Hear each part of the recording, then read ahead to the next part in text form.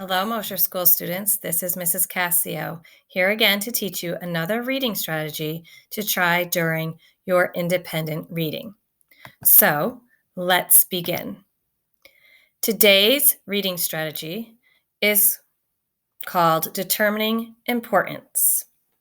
So, today, as you are reading your book, I want you to think about what is most important in the story you are reading. Who are the important characters? What is an important event? Watch this quick video and listen to how to determine what is important in the story that you are reading. Then we will talk about your job for today.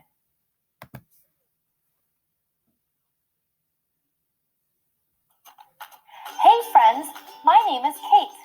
My family and I are getting ready to go camping and I'm packing up everything that I want to take on the trip.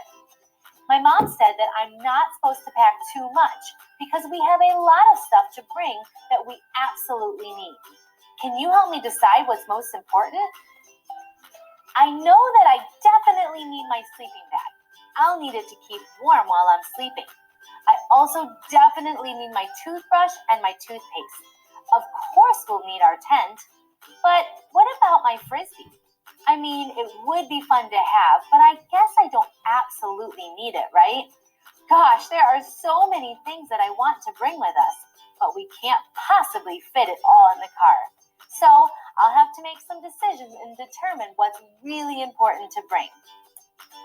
Readers kind of do the same thing in their heads while they read. Authors give us tons of details throughout the story that we can't possibly remember them all. We have to decide which details about the story are most important to remember. This is a reading strategy called determining importance. When readers determine importance in the books that they read, they stop to think about the most important information given in the text. All the other details might be interesting, but they're just extra.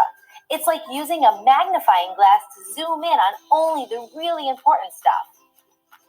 In fiction texts, readers really pay attention to the main characters, the settings, and the most important events that happen throughout the story. Have you ever heard of a story mountain? A story mountain shows the flow of a story. It begins by introducing the setting and the main characters. Then comes the rising action. These are all the main events that happen in the first half of the story. But often in fiction, all that rising action leads to a big problem. We call that the climax. Luckily, as the story continues, the big problem often gets solved over time.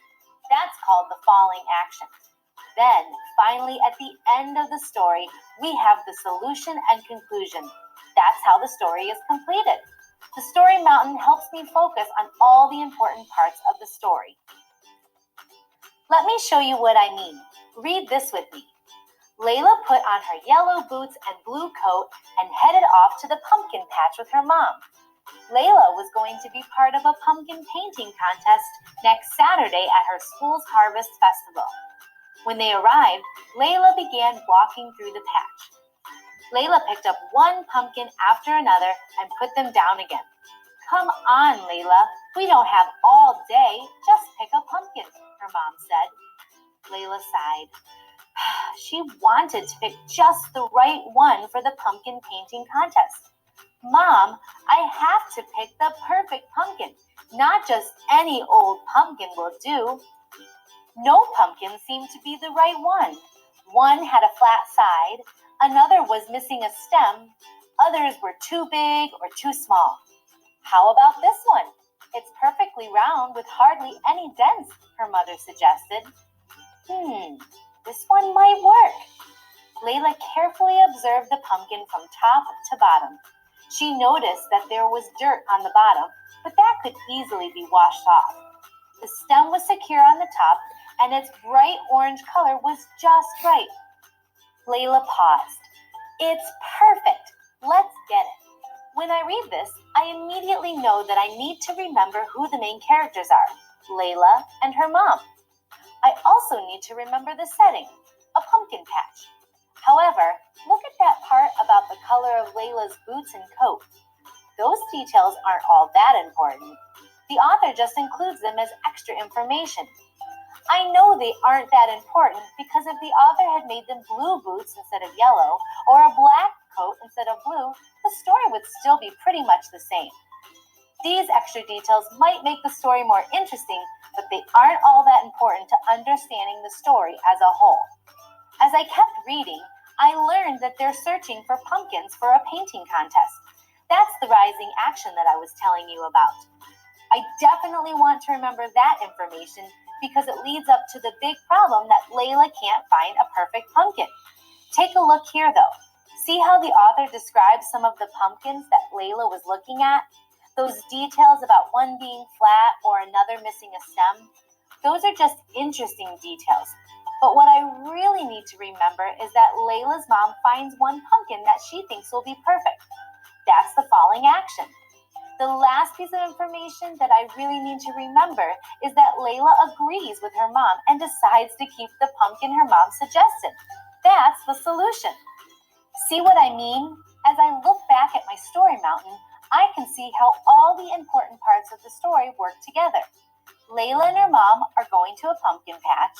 They look for a pumpkin for a contest but can't seem to find the right pumpkin. Layla's mom finally finds a pumpkin that she thinks will work, and Layla agrees. Determining importance means that I can pick out the details of a story that are needed in order to fully understand what's going on in the story. It doesn't matter if I remember what color Layla's shoes or coat are, but it does matter that I remember that they are at a pumpkin patch looking for just the right pumpkin for the painting contest. You can use this reading strategy in nonfiction texts too. In nonfiction texts, readers need to pay attention to what the most important topic is and what the most important details about that topic are. When we determine importance in nonfiction, we can use the words as well as the text features that the author provides for us. Text features are things like maps, captions, and photographs with labels. They help us to pay attention to what the author really wants us to learn from the book. So, today, since you are most likely reading fiction, we're going to focus on determining the most important information that you are reading about in your stories during independent reading. So, today as you're reading, think about the important characters in the story. Notice the important events that are happening right now. Do you think this part of the story is rising action or falling action? Thinking about what is important in the story will help you understand it better. Remember to focus on what is important, not just the interesting and extra details an author includes. So now you're going to give it a try. When you finish reading today, tell your teacher what you think is an important event happening in your story right now. Complete the important event assignment. It is quick and easy. And as always, enjoy reading today. Continue to work on your reading stamina. Again, try to read a few more minutes today than you did yesterday. Enjoy your books. Happy reading. And until next time, see you soon.